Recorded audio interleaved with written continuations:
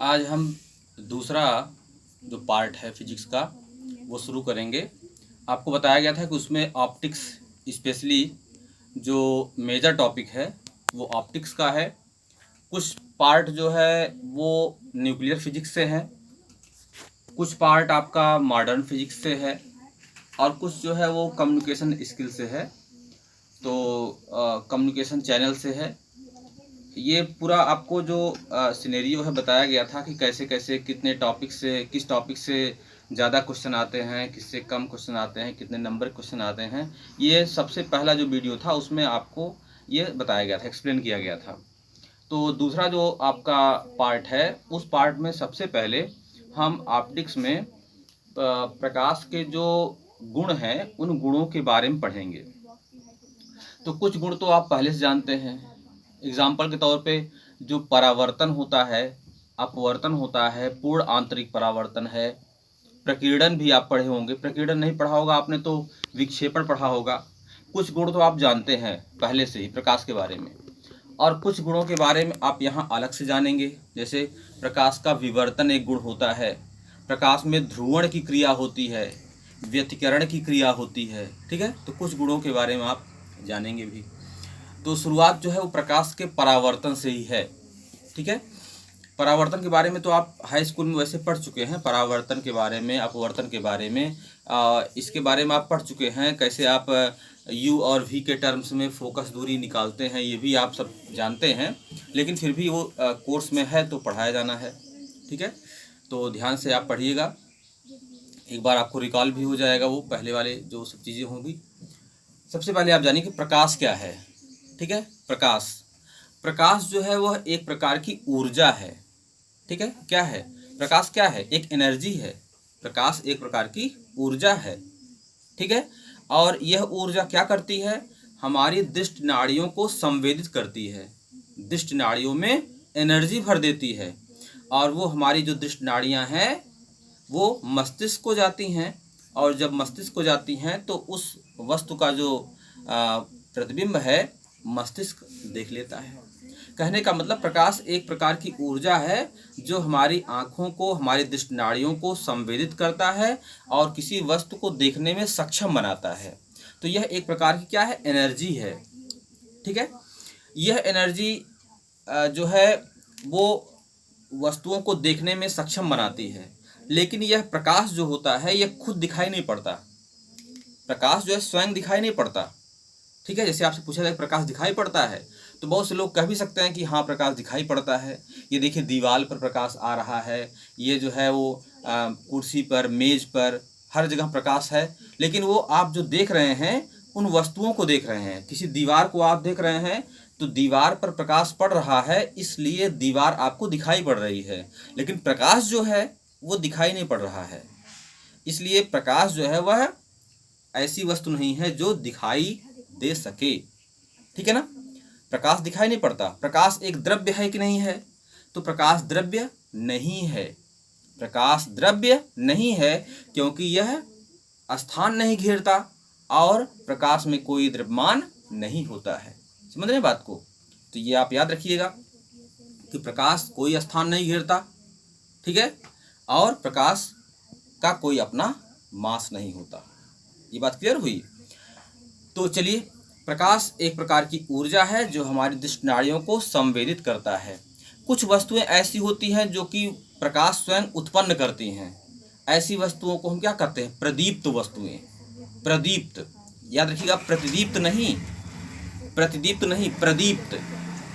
ठीक है, luminous bodies. तो प्रदीप्त वस्तुएं कौन सी हैं? ऐसी वस्तुएं जो प्रकाश उत्पन्न करती हैं। जैसे सूर्य है, ये प्रकाश उत्पन्न करता है। ठीक है, बल्ब है, लालटेन है, लैंप है, ये जितनी भी वस्तुएं हैं जो प्रकाश खुद से उत्पन्न करती हैं उन्हें क्या कहते हैं? प्रदीप्त वस्तुएं कहते हैं। और जो वस्तुएं प्रकाश उत्पन्न नहीं कर सकती, जिनके अंदर ये क्षमता नहीं होती वो प्रकाश उत्पन्न कर सके, उन्हें क्या कहेंगे? अप्रदीप्त वस्तुएं कहेंगे। अप्रदीप्त वस्तुएं या नॉन ल्यूमिनस बॉडीज कहा जाता है। जैसे बहुत सारी दीवार है, कुर्सी, मेज, तख्ते, है ना, पेड़ पौधे, ये सारी चीज़ें जो प्रकाश नहीं उत्पन्न कर सकती वो अप्रदीप्त की श्रेणी में आती हैं। प्रकाश का जो गुण है, उन गुणों में पहला जो गुण है, इम्पॉर्टेंट गुण है, और एकदम वेल नोन आपके लिए है। कौन सा गुण है? प्रकाश का परावर्तन या रिफ्लेक्शन ऑफ लाइट। ठीक है, रिफ्लेक्शन ऑफ लाइट है क्या कि प्रकाश जब किसी चिकने तल पर पड़ता है, ठीक है, स्मूथ सरफेस पे, चिकने तल पर खुरदरे पड़ेगा तो या क्या ये घटना नहीं होगी? होगी। लेकिन जो खुरदरा तल होता है, ठीक है, वह प्रकाश की अधिकतम मात्रा को तो एब्जॉर्ब कर लेता है, और जो चिकनी सतह होती है, ठीक है, प्लेन सतह और चिकनी सतह होती है, वो क्या करती है? प्रकाश की कम से कम मात्रा को एब्जॉर्ब करती है और ज़्यादा से ज़्यादा मात्रा को रिफ्लेक्ट कर देती है, वापस लौटा देती है। ठीक है, एक चीज़ आपको ध्यान रखना है कि परावर्तन जो है वह एक ही माध्यम में होता है।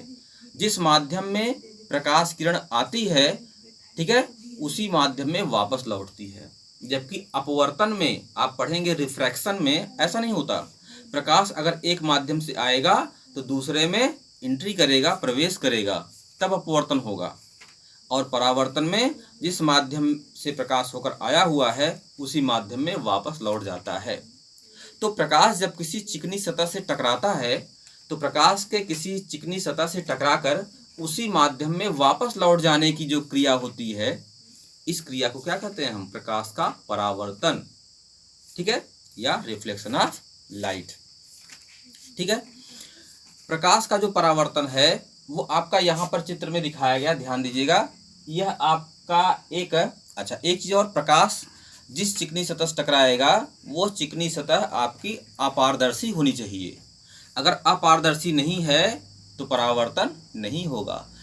पारदर्शी से भी परावर्तन होता है, पारदर्शी से भी परावर्तन होता है, लेकिन चूंकि पारदर्शी है और प्रकाश किसी पारदर्शी माध्यम को पार कर जाता है, इसलिए प्रकाश का अधिकतम भाग तो उस माध्यम से गुजर जाएगा। तो फिर परावर्तित क्या होगा? तो परावर्तन घटना होगी तो, लेकिन आंशिक रूप से। पूरी तरह से परावर्तन घटना आपको तभी देखने को मिल सकती है जब जो चिकनी सतह आपकी है वो कैसी हो, वो वस्तु कैसा हो, जहां पर प्रकाश गिर रहा है वह वस्तु आपका अपारदर्शी हो। ठीक है ना, वह वस्तु कैसा हो? अपारदर्शी हो, ओपेक हो, ट्रांसपेरेंट ना हो। तो अगर कोई अपारदर्शी वस्तु है ये, ठीक है, जैसे कोई दर्पण है, दर्पण क्या होता है? अपारदर्शी होता है। दर्पण आपने देखा है ना, पीछे का भाग जो होता है वो कलई किया गया होता है, पेंट किया गया होता है। अगर वही पेंट ना करो तो आर पार दिखेगा। अरे कोई कांच ले लीजिए आप, तो कांच के आर पार आप देख सकते हैं, लेकिन अगर एक तरफ आप पेंट कर देते हैं तो आर पार देख पाएंगे? नहीं देख पाएंगे। तो अगर एक भाग उसका पीछे का पेंट किया हुआ है तो प्रकाश एक तल से टकराएगा, फिर उसी से वापस भी लौट आएगा, उस पार जा ही नहीं पाएगा। तो परावर्तन घटना वहां पे संभव होगी, फिर हो जाएगी। तो यहाँ पर यह एक अपारदर्शी वस्तु है, ऑब्स्टैकल, एक अवरोध है। यहाँ पे प्रकाश जो है वो एक तरफ से देखिए जा रहा है ना, प्रकाश ये जा रहा है और इस चिकनी सतह पर टकरा रहा है।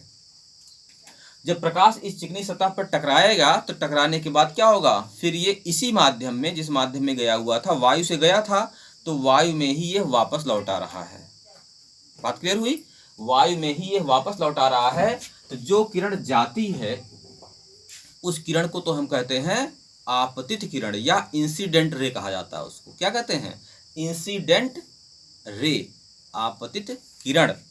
और जब टकराएगी तो वापस भी लौटेगी, तो जो वापस होने वाली किरण होता है उसको क्या कहते हैं हम? परावर्तित किरण या रिफ्लेक्टेड रे। ठीक है, incident ray and reflected ray कहते हैं इसको, परावर्तित किरण कहते हैं इसको। ठीक है, अब देखिए जिस बिंदु पर ये गिरता है ना भाई, जैसे आपतित किरण जा रही है, हम केवल एक किरण की बात कर रहे हैं। किसी चिकने सतह पर प्रकाश की अनंत किरणें टकरा रही हैं, ठीक है, हम केवल एक किरण की बात कर रहे हैं। जब ये किरण यहाँ टकराएगी तो जिस बिंदु पर ये गिरेगी उस बिंदु को हम कहेंगे आपतन बिंदु। इसका नाम क्या रखेंगे? आपतन बिंदु। ये आपतन बिंदु है या पॉइंट ऑफ इंसिडेंस। ठीक है ना, पॉइंट ऑफ इंसिडेंस है या आपतन बिंदु है ये। तो जिस बिंदु पर ये आपतित हो रहा है इसी पर आपतित किरण जाके मिलेगी और यहीं से परावर्तित किरण बाहर भी निकलेगी। इतनी बात क्लियर हुई? अगर इस बिंदु पर एक लंबवत रेखा खींच दें, ऐसी लंबवत रेखा जो कि इस पृष्ठ पर अभिलंब हो, बात समझ रहे हैं? जैसे ये पृष्ठ हमारा है, इसी पृष्ठ पर तो ये बिंदु भी स्थित है। कौन सा बिंदु? आपतन बिंदु। तो आपतन बिंदु से होकर जाने वाली एक ऐसी रेखा हम खींच दें जो कि इस पृष्ठ पर लंब हो, तो उससे हम क्या कहेंगे? अभिलंब कहेंगे। क्या कहेंगे? इसका नाम क्या है? अभिलंब है या नॉर्मल। ये क्या होता है? अभिलंब है। क्या है ये? अभिलंब या नॉर्मल कहलाता है। ठीक है। अब अभिलंब आप समझी गए, आपतित किरण जान गए और परावर्तित किरण भी जान गए।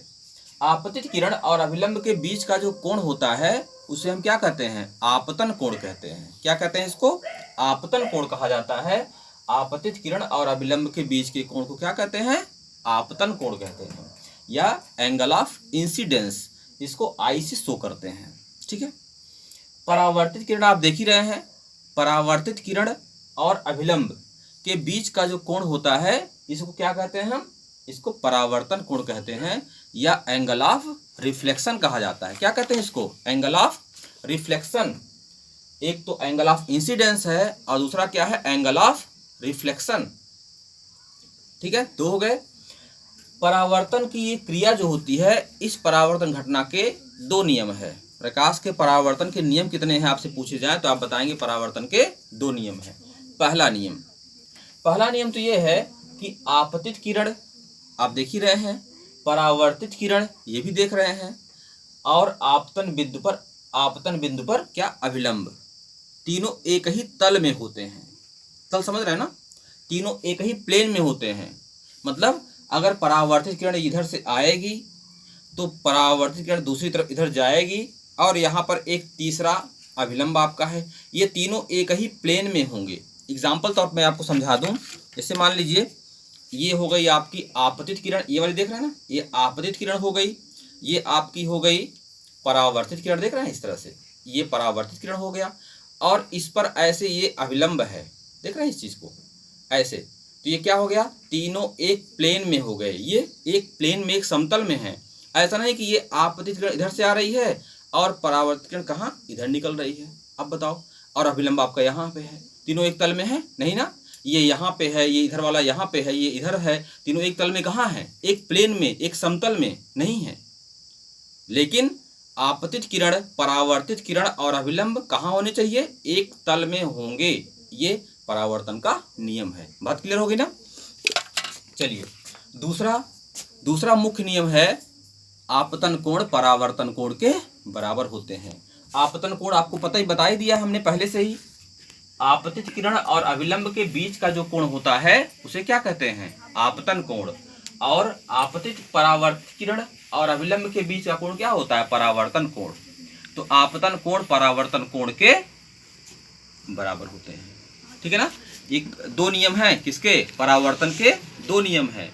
एक आपतित किरण परावर्तित किरण, आपतन कोण परावर्तन कोण के बराबर होते हैं, और दूसरा है आपतित किरण, परावर्तित किरण और आपतन बिंदु पर अभिलंब तीनों एक ही तल में होते हैं। बात क्लियर हुई इतनी? अच्छा, इसके बाद प्रतिबिंब क्या है या इमेज क्या है, ये आपको जानना है। आप जानते हैं कि जब परावर्तन होगा, ठीक है, जैसे एक बिंदु यहाँ पर, एक वस्तु यहाँ पर रखी हुई है, इस वस्तु से चलने वाली प्रकाश किरणें जब जाएंगी और दर्पण से टकराएंगी, दर्पण का मतलब चाहे समतल दर्पण हो, चाहे उत्तल हो या अवतल, सब अपारदर्शी होते हैं, सबकी सतह चिकनी होती है, वहाँ से टकराते हैं। तो टकराने के बाद ये वापस लौटेंगे। वापस लौटने के बाद जिस बिंदु पर मिलते हैं, मतलब एक वस्तु से चलने वाली प्रकाश किरणें परावर्तन घटना के पश्चात, परावर्तन के पश्चात जिस बिंदु पर मिलती हैं, उस बिंदु को पहले वाले बिंदु का प्रतिबिंब कहा जाता है। समझ गए बात को? एक वस्तु से चलने वाली प्रकाश किरणें, ठीक है, परावर्तन के पश्चात जिस बिंदु पर मिलती हैं, उस बिंदु को क्या कहते हैं? पहले वाले बिंदु का प्रतिबिंब कहते हैं। बात समझ गए? अगर किसी वस्तु को हम देखते हैं तो इसका मतलब ये नहीं होता है कि हमारी आंख से प्रकाश किरणें जा करके उस वस्तु पे पड़ रही हैं तो हम उसको देख रहे हैं, ऐसा नहीं है। आपकी आंख में प्रकाश उत्पन्न करने की क्षमता नहीं है। आपकी आंख जो है अप्रदीप्त है। किसी वस्तु पर प्रकाश किरणें पड़ती हैं और वहां से परावर्तित होती हैं। किसी वस्तु पर प्रकाश किरणें पड़ती हैं और वहां से परावर्तित होती हैं, तो परावर्तन के पश्चात आपकी आंख पर जब पड़ती हैं तो आपकी आंखों को ऊर्जा मिल जाती है और उस वस्तु को आप देख पाते हैं। ठीक है ना। तो परावर्तन के पश्चात जिस बिंदु पर किरणें मिलती हैं उस बिंदु को हम पहले वाले बिंदु का प्रतिबिंब कहते हैं। ये प्रतिबिंब जो है वो दो प्रकार का होता है। एक होता है वास्तविक प्रतिबिंब, दूसरा होता है आभासी प्रतिबिंब, है ना। वास्तविक प्रतिबिंब क्या है?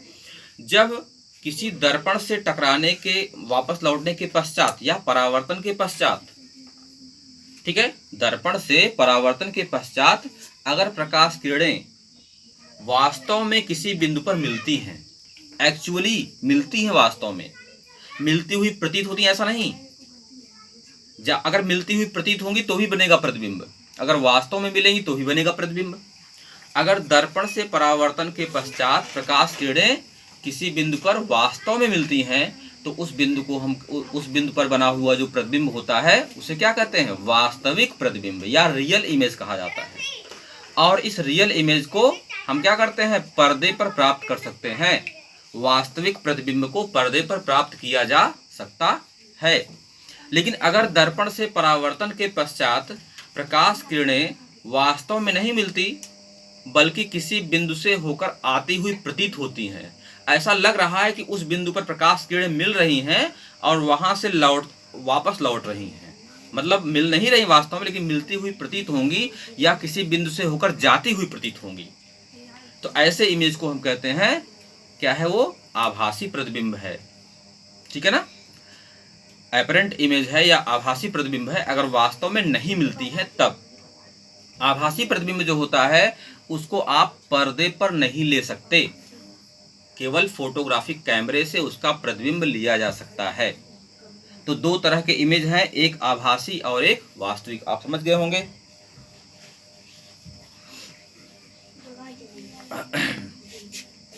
देखिए आगे जो है दर्पण के प्रकार में आ जाइए। दर्पण के प्रकार, दर्पण जो है वो 3 प्रकार का होता है। कितने प्रकार का होता है? 3 प्रकार का।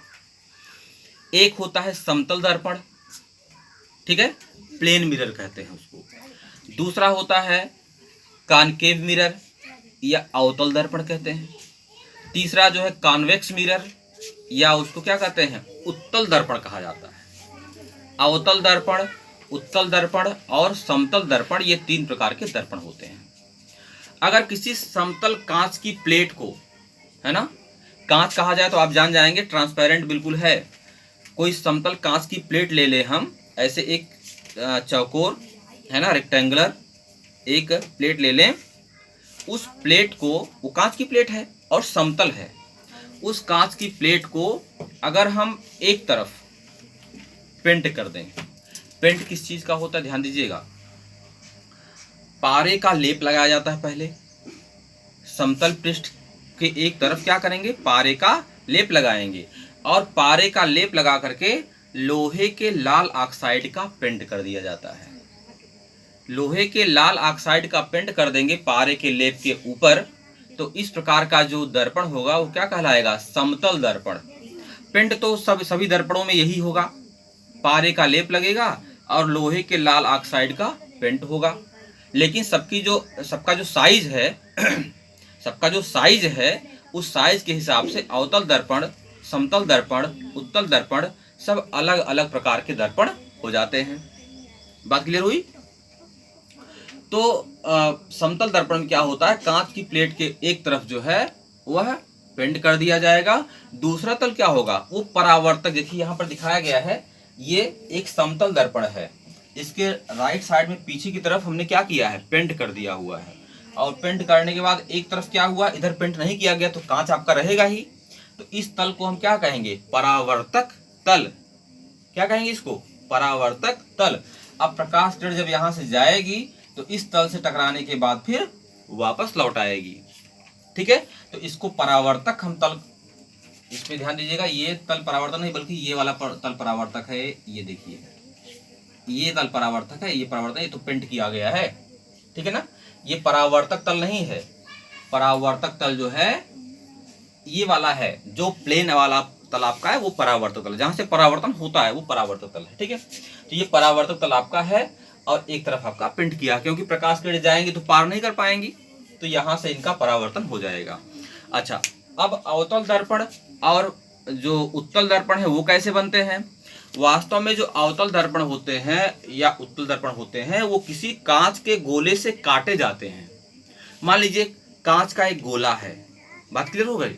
ऐसे कांच का खोखला एक गोला है, उस खोखले गोले में से थोड़ा सा पृष्ठ आप काट लीजिए। ऐसे कैसे कटेगा? वृत्ताकार कटेगा। वृत्ताकार काट लीजिए आप, थोड़ा सा ध्यान दीजिएगा। यहाँ पर दर्पण आपको इस तरह जो दिख रहा है, दर्पण वो दिखाने के लिए इस तरह बना हुआ है दोनों दर्पण ये, ठीक है, लेकिन वास्तव में इनकी साइज कैसी है, शेप कैसा है?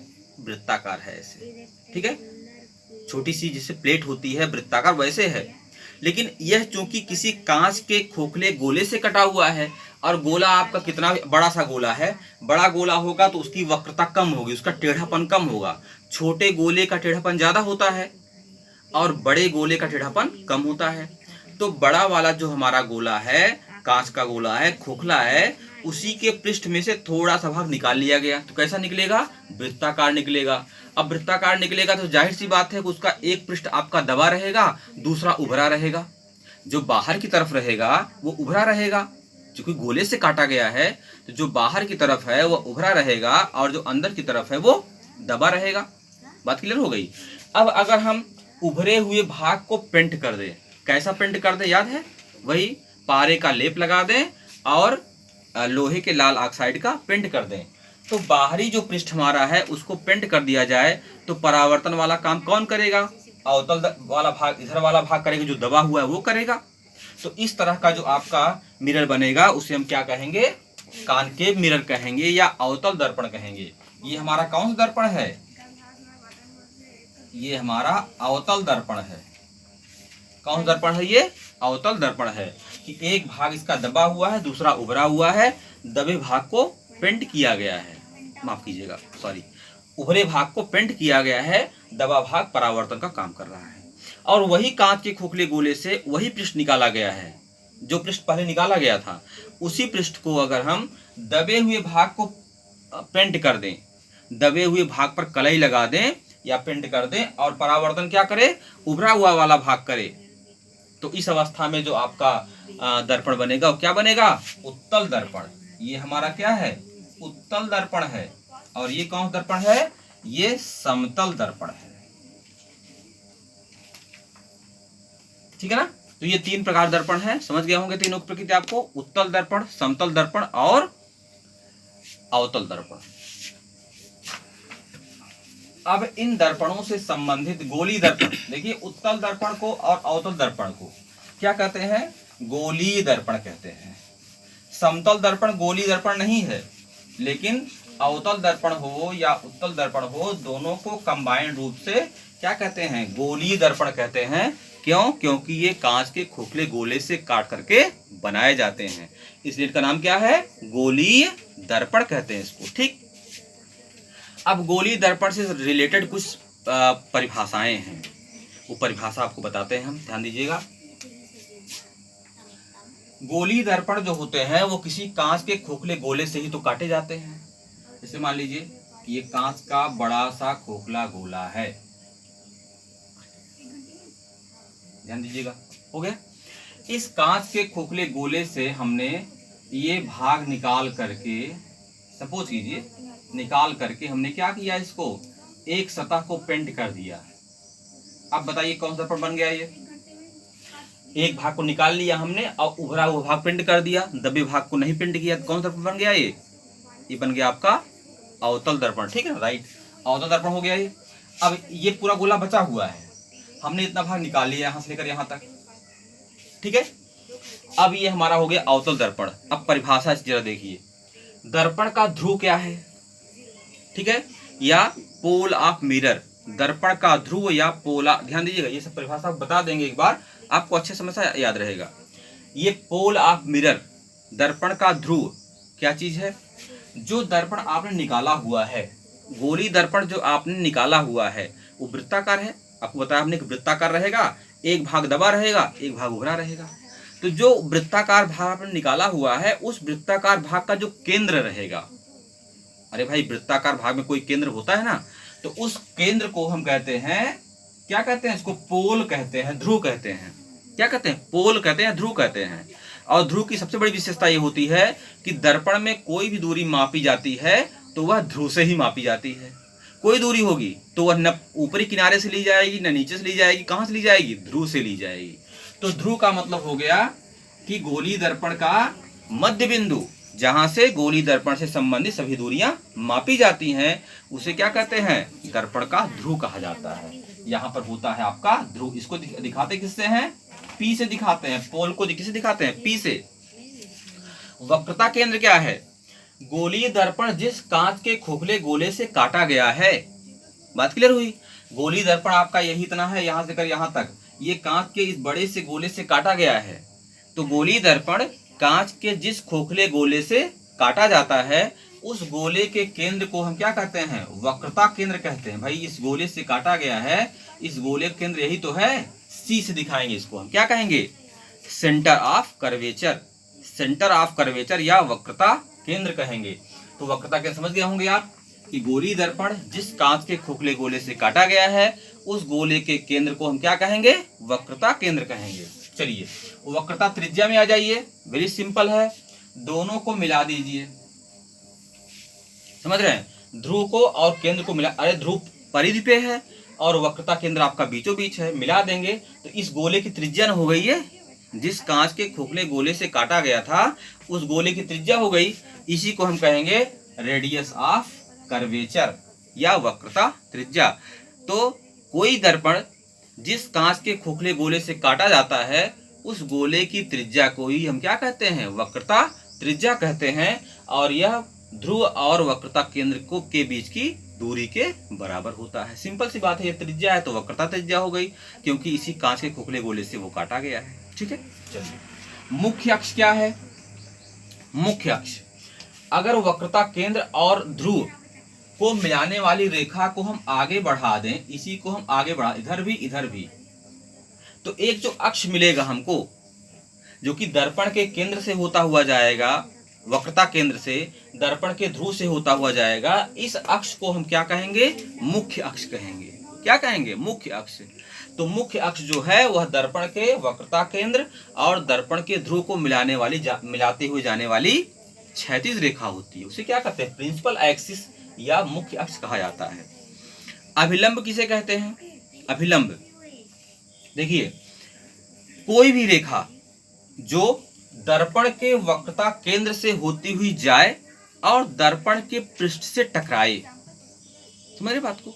जैसे यहां से एक रेखा लीजिए, ऐसे ये देखिए, ये मैं रेखा ले रहा हूं, ये वक्रता केंद्र से जा रही है और कहां टकरा, दर्पण के ध्रुव से टकरा रही है, इसे क्या कहेंगे, अभिलंब कहेंगे। अभिलंब। तो दर्पण के वक्रता केंद्र से होकर जाने वाली कोई भी रेखा हो जो दर्पण से टकराए, ऐसी रेखा को हम क्या कहते हैं, अभिलंब कहते हैं। ठीक है ना, अभिलंब। अभी अभिलंब की विशेषता आप बताएंगे आगे कि अभिलंब से होकर जाने वाली प्रकाश किरण उसी मार्ग से वापस लौट आती है। ठीक है, तो वक्रता केंद्र से होकर जाने वाली बहुत सारी रेखाएं होंगी, तो एक दर्पण के बहुत सारे अभिलंब होते हैं। ठीक है, विभिन्न रेखाओं को आप लेंगे तो ये दर्पण पर स्थित विभिन्न बिंदुओं से टकराएंगी और वहां से वापस लौटेंगी। तो ऐसी समस्त रेखाओं को हम क्या कहते हैं, अभिलंब। दर्पण के वक्रता केंद्र से होकर जाने वाली ऐसी रेखा जो कि दर्पण से टकराए, उसे क्या कहेंगे, अभिलंब कहेंगे हम।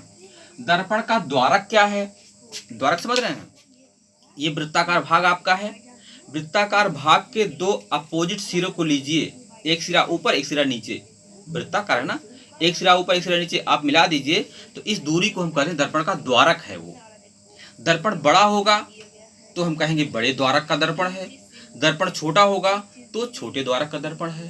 तो किसी दर्पण पर स्थित दो अपोजिट यानी विपरीत सिरों को मिलाने वाली जो रेखा होती है उसे हम क्या कहते हैं, दर्पण का द्वारक कहते हैं। चलिए फोकस पे आ जाइए। अब देखिए फोकस इंपॉर्टेंट है, फोकस जो है ये इंपॉर्टेंट है। फोकस क्या है, दर्पण में, ठीक है, मुख्य अक्ष आप देख ही रहे हैं, आप जान गए होंगे मुख्य अक्ष के समांतर, दर्पण में मुख्य अक्ष आपका ये है, इसके समांतर रेखा जा रही है, समझ रहे बात को। ये मुख्य अक्ष आप देख रहे हैं, इसके समांतर रेखा जा रही है। मुख्य अक्ष के समांतर चलने वाली प्रकाश किरणें परावर्तन के पश्चात, ठीक है ना, परावर्तन के पश्चात यहां से परावर्तित होंगी, तो परावर्तन के पश्चात ये मुख्य अक्ष को जिस बिंदु पर काटती हैं उस बिंदु को क्या कहते हैं, फोकस कहते हैं। फिर परिभाषा की आप जान लीजिए, सब नोट भी कर लीजिएगा, जो हमने बताया आपको या परिभाषा एज इट इज उसी वर्ड्स में आप नोट कर लीजिएगा। दर्पण के मुख्य अक्ष के समांतर चलने वाली प्रकाश किरणें परावर्तन के पश्चात मुख्य अक्ष को जिस बिंदु पर काटती हैं या मुख्य अक्ष पर स्थित जिस बिंदु से होकर जाती हैं उस बिंदु को हम क्या कहते हैं, फोकस कहते हैं। समझ रहे हैं। अवतल दर्पण में फोकस क्या होता, कहाँ होगा, फोकस अवतल दर्पण में दाहिनी तरफ होता है और उत्तल में क्या होता है, बाईं तरफ होता है। तो अवतल दर्पण में जो फोकस होता है वो लेफ्ट में होता है और उत्तल दर्पण में फोकस कहाँ होता है, राइट में फोकस होता है। समझ रहे बात को। तो उस तरफ प्रकाश किरणें जा नहीं पाते। ये देखिए, ये कौन सा दर्पण है बताइए, समझ गए होंगे आप, ये उत्तल दर्पण है और प्रकाश मुख्य अक्ष कौन सा है, ये वाला आपका है। अब प्रकाश किरणें जब जाएंगी यहाँ पे तो प्रकाश किरणें क्या करेंगी, कैसे जाए, वापस लौटेंगी। अब प्रकाश इधर जा नहीं पाएंगी, प्रकाश किरणें उस पार तो जाने, उधर प्रिंट किया गया है, तो क्या होगा, ये प्रकाश किरणें यहीं से वापस लौटेंगी, वापस लौट आएंगी, परावर्तन हो जाएगा इनका। लेकिन परावर्तन जब होगा तो इसको आगे बढ़ाएंगे तो ये प्रकाश किरणें यहाँ से जाती हुई प्रतीत होंगी। लगेगा दूर से देखने पर कि ये प्रकाश किरणें इस बिंदु से होकर आ रही हैं, तो इस बिंदु को हम फोकस कहेंगे। तो कहने का मतलब ये हुआ कि अवतल दर्पण में मुख्य अक्ष के समांतर चलने वाली प्रकाश किरणें जिस बिंदु से होकर जाती हैं अथवा उत्तल दर्पण में जिस बिंदु से होकर आती हुई प्रतीत होती हैं उस बिंदु को क्या कहते हैं, फोकस कहते हैं। ठीक, चलिए फोकस दूरी क्या है, बहुत सिंपल है। ध्रुव से लेकर, ये पोल है, ध्रुव है, ध्रुव से लेकर के फोकस तक की जो दूरी होती है इसको क्या कहते हैं, फोकस दूरी कहते हैं। ध्रुव यहाँ पे है, फोकस यहाँ पे है, ध्रुव और फोकस के बीच की जो डिस्टेंस होती है वो क्या होती है, फोकस दूरी होती है। और फोकस दूरी को दिखाते स्मॉल एफ से हैं, ये जान लीजिएगा। हमेशा जो फोकस बिंदु होता है आपका वो कैपिटल से दिखता है, फोकस बिंदु आपका कैपिटल से दिखाया जाता है और फोकस दूरी स्मॉल लेटर से, दूरी को हमेशा स्मॉल लेटर से और पॉइंट को हमेशा कैपिटल लेटर से हम शो करते हैं, ये चीज ध्यान दीजिएगा। फोकस दूरी जो होती है ये पूरी वक्रता त्रिज्या की आधी होती है। देखो यहाँ से लेकर यहाँ तक वक्रता त्रिज्या है और यहाँ से लेकर यहाँ तक फोकस दूरी है, तो फोकस दूरी जो होती है वह वक्रता त्रिज्या की आधी होती है, अर्थात F = होता है R/2। बात क्लियर हुई यहाँ तक। चलिए फोकस दूरी हो गया, फिर फोकस तल क्या है, इस फोकस से होकर जाने वाला ऐसा तल, एक प्लेन, एक समतल जो इस फोकस से होकर जाए और मुख्य अक्ष पर लंब हो उसे क्या कहेंगे, फोकस तल कहेंगे। किसी दर्पण के फोकस से होकर जाने वाला ऐसा तल जो कि मुख्य अक्ष पर लंब हो उसे क्या कहेंगे, फोकस तल कहेंगे। संयुग्मी फोकस क्या है, संयुग्मी बिंदु क्या है, दोनों में थोड़ा डिफरेंस है। पहले बिंदु पे आ जाते हैं।